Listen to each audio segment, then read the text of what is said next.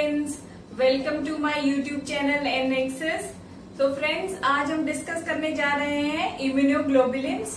तो इम्यूनोग्लोबुलिन्स जैसे कि हमें पता है, इसको हम अनदर नेम क्या है इसका, एंटीबॉडीज। इम्यूनोग्लोबुलिन का अनदर नेम इज एंटीबॉडीज।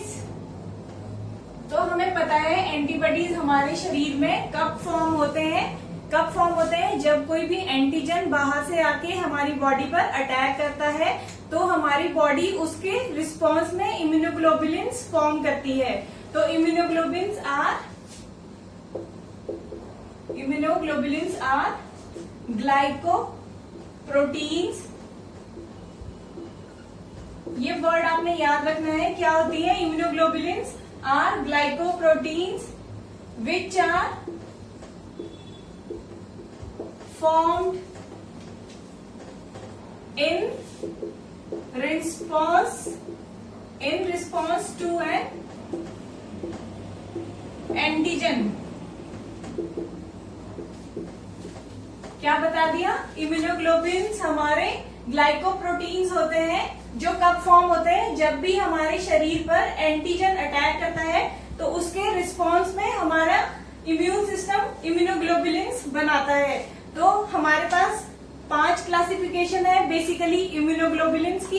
तो फर्स्ट क्लासिफिकेशन हम याद रखने के लिए इसे गिड्मा ऐसे याद रख लेंगे, निमोनिक्स बना लेंगे गिड्मा। तो हमें पता है इम्यूनोग्लोबुलिन्स को हम कैसे डिनोट करते हैं, IG, that is short form of immunoglobulins. तो हमने बता दिया हमारे पास 5 क्लासिफिकेशन है जिसे हम कैसे याद करेंगे, गिड्मा, GEDMA।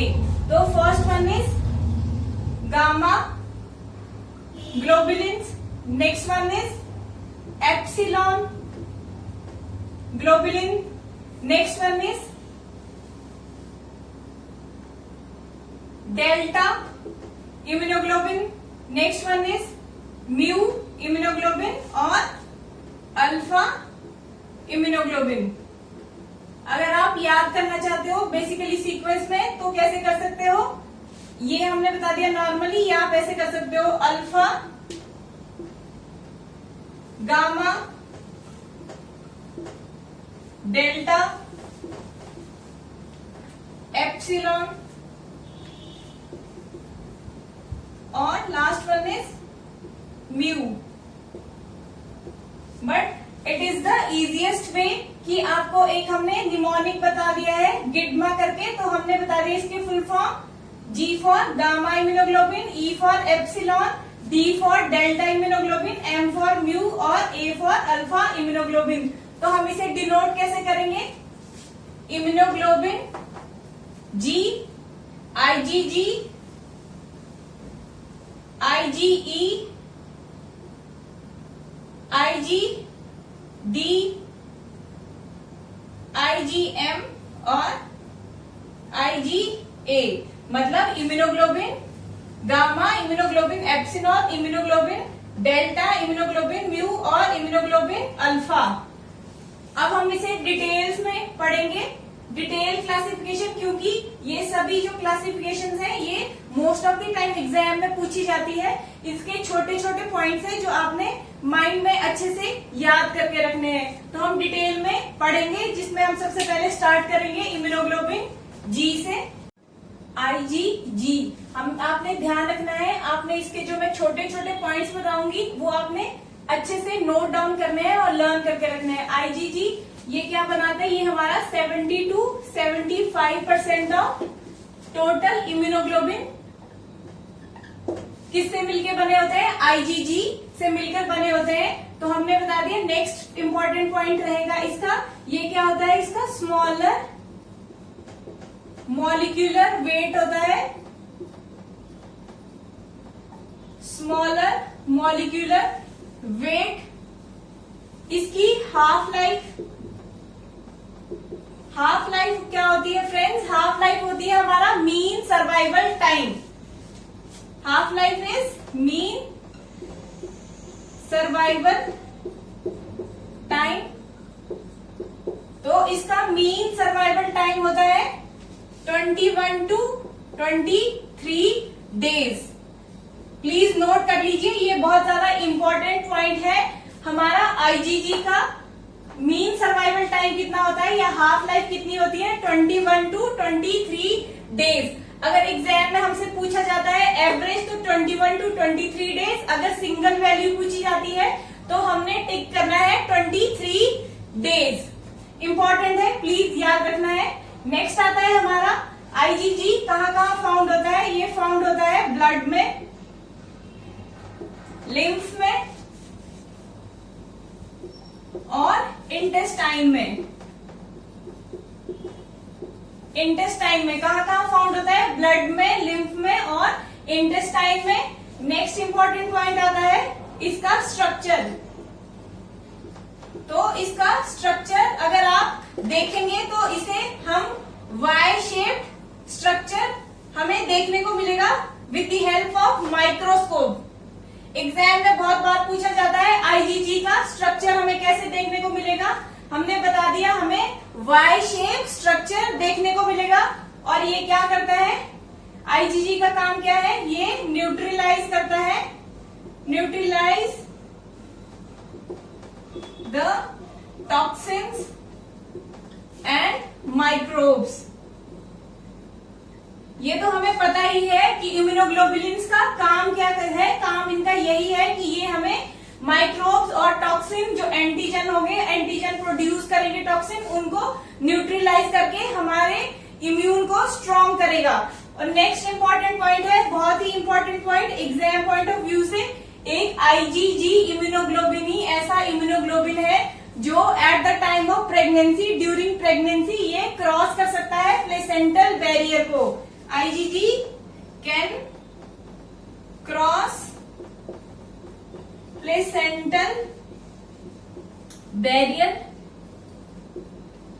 तो इंट्रायूटेराइन टाइम में जो हमारा फिटस है वो उसमें IgG, अगर हम उसके IgG सीरम, अगर हम सीरम में IgG वैल्यू चेक करेंगे तो हम आइडेंटिफाई कर पाएंगे कि बच्चे में फीटल टाइम में इम्यूनोग्लोबिन आईजीजी प्रेजेंट होगा। बहुत ही इंपॉर्टेंट है। अभी तक हमने क्या क्या किया कि ये most abundant 70 to 75% of immunoglobulin होता है, स्मॉलर मॉलिक्यूलर वेट है, इसकी हाफ लाइफ मतलब mean survival time 21 to 23 days है। और ये कहाँ पाया जाता है, ब्लड में, लिम्फ में और इंटेस्टाइनल टिश्यूज में। फिर हमने बता दिया इसका स्ट्रक्चर बहुत इंपॉर्टेंट है। स्ट्रक्चर इन्होंने बता दिया, वाई शेप स्ट्रक्चर रहता है, क्या करता है, न्यूट्रलाइज करता है हमारे टॉक्सिन और माइक्रोब्स को। और यही एक ऐसा इम्यूनोग्लोबिन है जो क्रॉस कर सकता है प्लेसेंटल बैरियर को और बेबी के इम्यून रिस्पॉन्स को स्ट्रॉन्ग बनाता है। नेक्स्ट आता है, बहुत इंपॉर्टेंट पॉइंट है, जब भी हमारी बॉडी में एंटीजन इन्वेजन होता है, इन्वेड करता है एंटीजन, तो हमेशा ये secondary response to an antigen. अब फ्रेंड्स आपके दिमाग में क्वेश्चन आना चाहिए कि सेकेंडरी मतलब दूसरे नंबर पे ये रिस्पॉन्ड करता है। तो अभी आपके दिमाग में ये क्वेश्चन आना चाहिए कि जब भी हमारे शरीर में एंटीजन अटैक करता है, एंटर करता है, तो प्राइमरी रिस्पॉन्स कौन सा, इम्यूनोग्लोबिन देता है। पर अभी हम आगे फर्दर क्लासिफिकेशन में पढ़ेंगे कि प्राइमरी रिस्पॉन्स कौन करता है। बट हमने यहाँ बता दिया कि इम्यूनोग्लोबिन जी सेकेंडरी रिस्पॉन्स देता है जब भी हमारी बॉडी में इन्फेक्शन होता है। तो हमने बहुत ही इंपॉर्टेंट पॉइंट डिस्कस किए हैं। ये सेकेंडरी रिस्पॉन्स देता है एंटीजन में, एंटीजन इन्वेजन के टाइम क्रॉस कर सकता है प्लेसेंटल बैरियर को। स्ट्रक्चर इसका वाई शेप स्ट्रक्चर है। ये 4 क्वेश्चन बेसिकली मतलब एग्जाम पॉइंट ऑफ व्यू से बहुत ज्यादा इंपॉर्टेंट है। मैंने आपके लिए हाईलाइट कर दिए हैं 5 क्वेश्चन।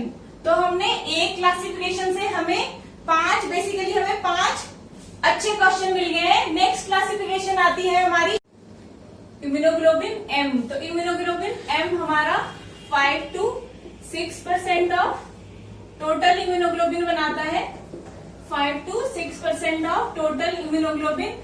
और इसका अगर हम स्ट्रक्चर देखें, बहुत ही इंपॉर्टेंट है। Most of the time her exam में पूछा जाता है। तो इसका स्ट्रक्चर होता है पेंटामर स्ट्रक्चर, पेंटामर स्ट्रक्चर याद रखना है। अगर हम इसे माइक्रोस्कोप से देखेंगे तो हमें इसकी शेप पेंटामर दिखाई देगी। नेक्स्ट आता है हमारा, ये हमारा कहां कहां पाया जाता है, found in blood and lymph, found in blood and lymph. Next important चीज, ये हमारा प्राइमरी रिस्पॉन्स टू एंटीजन, मतलब जब भी कोई भी एंटीजन हमारे शरीर को इन्वेड करेगा, हमारी बॉडी में इन्वेड होगा, तो हमारा प्राइमरी रिस्पॉन्स सबसे पहले कौन सा एंटीबॉडी स्टिमुलेट होगा, हमारा आईजीएम। बहुत ही ज्यादा इंपॉर्टेंट है। प्राइमरी रिस्पॉन्स हमारा कौन देगा, immunoglobin M, immunoglobin mu. Next आता है हमारा, ये हमारा बॉडी में लार्ज अमाउंट में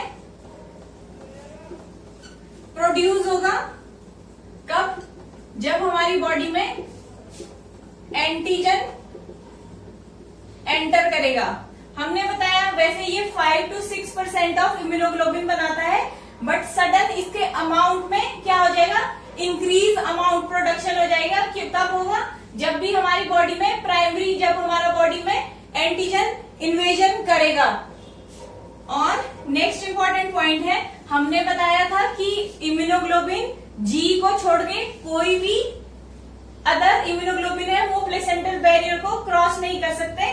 बट अगर बेबी में कंजेनाइटल इन्फेक्शन प्रेजेंट है या कोई और इन्फेक्शन है जो एक्टिव फॉर्म में बेबी में प्रेजेंट है, तो हमारी फीटल लाइफ में उसका अगर हम ब्लड सीरम चेक करेंगे तो हमें एंटीजन इम्यूनोग्लोबिन एम फाउंड होगा। हमने बताया फीटल लाइफ में हमारा अगर फीटस का ब्लड सीरम चेक करने पे हमें इम्यूनोग्लोबिन मिलता है, इम्यूनोग्लोबिन एम मिलता है, तो इट मीन बेबी को कोई कंजेनाइटल इन्फेक्शन है। सिर्फ एक यही कंडीशन है जब बेबी की बॉडी इम्यूनोग्लोबिन एम बना सकती है। जब हमारा बेबी कंजेनाइटल इन्फेक्शन के साथ प्रेजेंट होगा, सिर्फ इसी टाइम में इसकी जो बेबी की बॉडी है उसी टाइम ये सिर्फ इम्यूनोग्लोबिन एम बनाएगा। आइदर हमारा कोई भी जो अदर इम्यूनोग्लोबिन है आईजीजी को छोड़ के कोई भी इम्यूनोग्लोबिन प्लेसेंटल बैरियर को मतलब प्लेसेंटल बैरियर को क्रॉस नहीं कर सकते। नेक्स्ट आता है हमारा, ये हमारा अर्ली इन्फेक्शन को डिटेक्ट करने में, डिटेक्शन में हेल्प करता है। अर्ली इन्फेक्शन हमने बता दिया, अगर प्राइमरी रिस्पॉन्स कोई एंटीबॉडी दे रहा है तो हमें पता है अर्लीस्ट फेज ऑफ इन्फेक्शन में हमें सिर्फ इम्यूनोग्लोबिन एम ही हमें बॉडी में देखने को मिलेगा। और next important question is half life. तो इसकी हाफ लाइफ रहती है 5 to 7 डेज। बहुत ही इंपॉर्टेंट क्वेश्चन है, हमने इसमें इंपॉर्टेंट क्वेश्चन के तौर पर पढ़े हैं। इसका स्ट्रक्चर पेंटामर रहता है जो most of the time exam में पूछा जाता है। हाफ लाइफ इसकी 5 to 7 डेज रहती है। और हमने बता दिया ये प्राइमरी रिस्पॉन्स देता है जब भी हमारा एंटीजन कोई भी अटैक करता है। और ये बहुत इंपॉर्टेंट पॉइंट है कि हमारा फीटल लाइफ में सिर्फ हमें एंटीबॉडी इम्यूनोग्लोबिन एम सिर्फ हमें तभी देखने को मिलेगा अगर बेबी कंजेनाइटल डिजीज के साथ प्रेजेंट है। आइदर हमारा आईजीएम बेबी में देखने को नहीं मिलेगा। और ये अर्ली इन्फेक्शन अगर बेबी में है तो हम डिटेक्शन में हेल्प मिलेगी। नेक्स्ट हम करेंगे इम्यूनोग्लोबिन ए।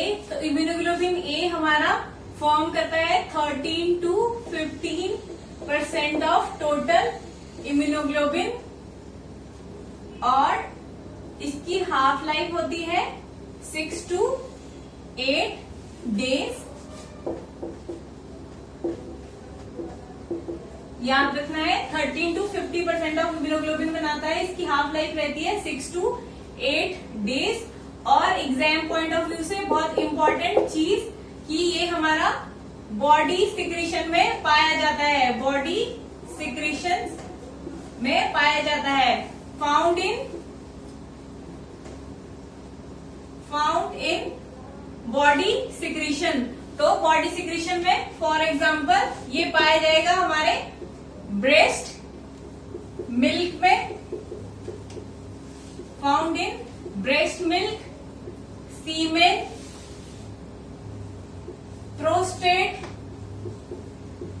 सिक्रीशंस, देन हमारा सलाइवा।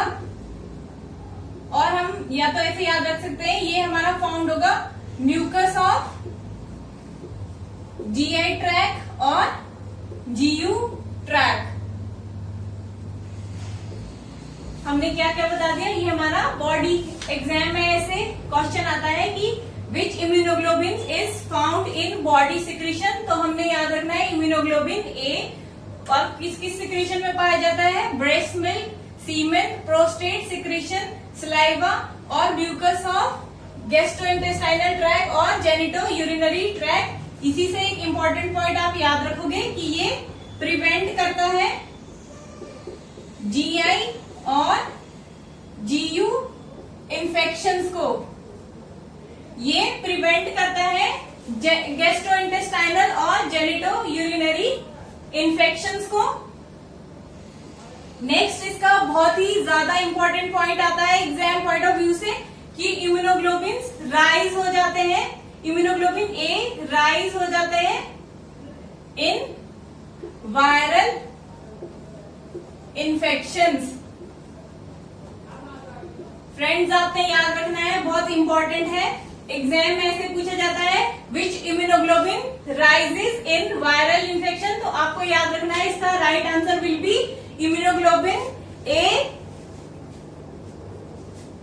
यही इसके छोटा ही इम्यूनोग्लोबिन है, इसके कम ही फंक्शन है, बट बहुत ही ज्यादा इंपॉर्टेंट है। हाफ लाइफ इसकी बता दी 6 to 8 डेज, और ये हमारा फाउंड होता है बॉडी सिक्रीशन में, और वायरल इन्फेक्शन के टाइम ये हमारा क्या करता है, राइज हो जाता है, मैक्सिमम अमाउंट में हमारी बॉडी में पाया जाता है। नेक्स्ट आता है हमारा इम्यूनोग्लोबिन ई, इम्यूनोग्लोबिन ई और full form is epsilon immunoglobulin. तो हमें पता है, ये भी बहुत ही ज्यादा इंपॉर्टेंट है, हमें पता है immunoglobulin E is responsible for anaphylactic reaction.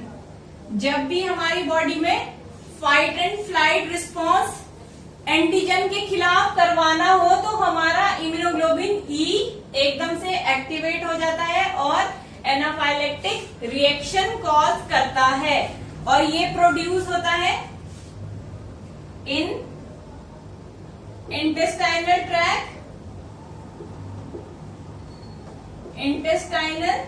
Track और रेस्पिरेटरी ट्रैक में।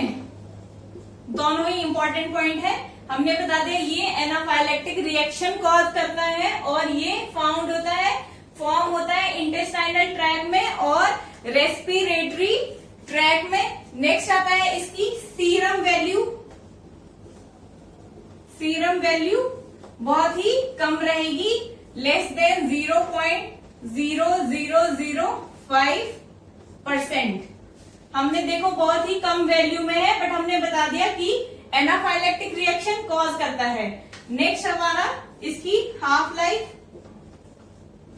तो इसकी हाफ लाइफ है 2 डेज, बहुत ही ज्यादा important point. Half life of immunoglobulin E is 2 days, और ये एनाफाइलेक्टिक रिएक्शन कॉज करता है। नेक्स्ट इंपॉर्टेंट पॉइंट आएगा, बहुत ही ज्यादा इंपॉर्टेंट, आईजीई इंक्रीज हो जाएंगे इन पैरासिटिक इन्फेक्शन में। हमने बताया था आईजीए का लेवल राइज हो जाएगा जब हमारा वायरल इन्फेक्शन होगा। अगर कोई भी इंडिविजुअल है उसे पैरासिटिक इन्फेक्शन होगा तो हम IgE वैल्यू चेक करेंगे तो हमें राइज मिलेगा। IgE नेक्स्ट आता है हमारा IgE फाउंड होगा on the surface of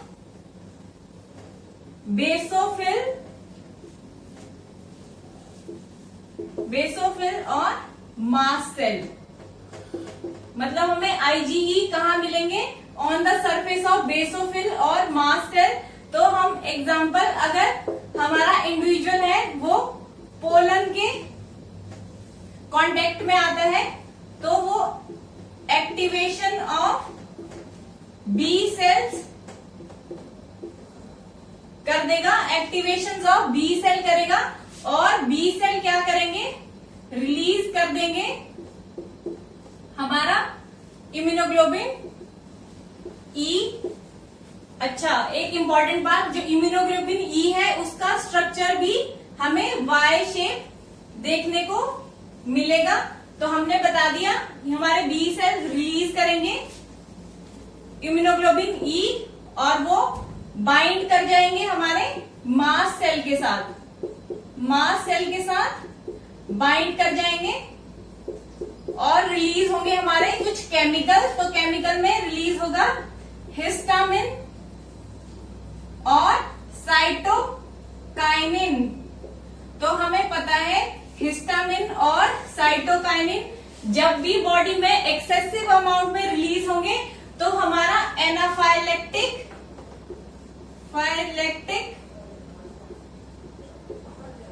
response करेंगे। मतलब वो sign and symptom of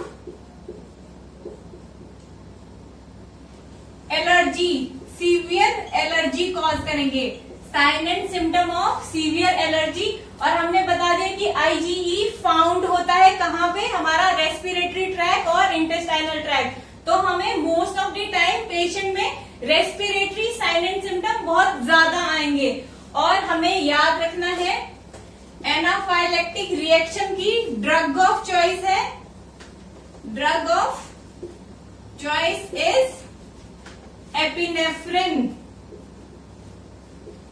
epinephrine बहुत ही ज्यादा इंपॉर्टेंट है। एनाफाइलेक्टिक रिएक्शन कॉज करता है इम्यूनोग्लोबिन ई और इसकी ड्रग ऑफ चॉइस है एपिनेफ्रिन। और another name of epinephrine is adrenaline. Adrenaline most of the time ये भी एग्जाम में पूछा जाने वाला क्वेश्चन है कि एनाफाइलेक्टिक रिएक्शन की ड्रग ऑफ चॉइस क्या है। तो हमने बता दिया इसकी ड्रग ऑफ चॉइस है एपिनेफ्रिन। तो आपको समझ आ गया होगा, जब भी हमारा इंडिविजुअल है वो पोलन के कांटेक्ट में आया फॉर एग्जांपल तो एक्टिवेशन हो गया बी सेल का। हमने बताया बी सेल के सरफेस पे हमारे इम्यूनोग्लोबिन ई होंगे जो रिलीज हो जाएंगे। रिलीज एंटीजन जब भी आएगा तो वो रिलीज हो जाएंगे और मास्ट सेल के साथ बाइंड हो जाएंगे। मास्ट सेल के साथ बाइंड होने के टाइम पे वो केमिकल रिलीज करेंगे हिस्टामिन और साइटोकाइनिन जो हमारा एलर्जिक रिएक्शन बॉडी में शो करेंगे। अभी तक हमने जो 4 एग्जाम पॉइंट ऑफ व्यू से most of the important 4 immunoglobulin थे वो हमने कर लिए हैं। नेक्स्ट आता है हमारा इम्यूनोग्लोबिन डी। ये फॉर्म करता है 0.2% ऑफ टोटल इम्यूनोग्लोबिन और इसका हाफ लाइफ रहेगा 3 डेज। आपने याद रखना है इम्यूनोग्लोबिन डी है, इसका हमारी बॉडी में कोई भी इंडिपेंडेंट फंक्शन आइडेंटिफाई नहीं हुआ है अभी तक। ये क्या करता है? इम्यूनोग्लोबिन डी हेल्प करता है इम्यूनोग्लोबिन एम की। और ये क्या करता है? हमारा जो बी लिम्फोसाइट है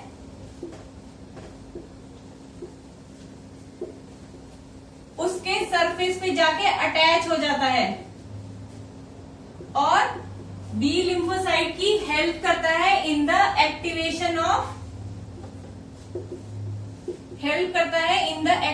ऑफ बी लिम्फोसाइट्स।